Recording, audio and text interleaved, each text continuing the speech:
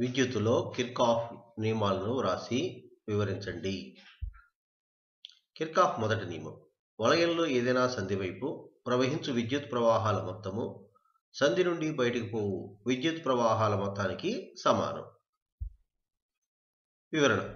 పటంలో చూపిన విధంగా ఏ అనే సంధి వద్ద మొదటి నియమం నుండి పటంలో చూస్తే I1, I2, I3 విద్యుత్ ప్రవాహాలు ఏ అనే సంధి దగ్గరికి ప్రవహిస్తున్నాయి.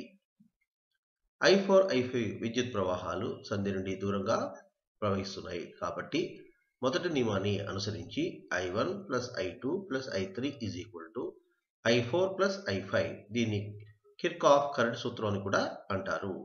ఇది ఆవేశ నిత్యత్వాన్ని పాటిస్తుంది. కిర్చాఫ్ రెండవ నియమం. ఏదైనా సమృద్ధ వలయంలో పొటెన్షియల్ భేదాల మొత్తము ఈఎంఎఫ్ల మొత్తానికి సమానము. వివరణ.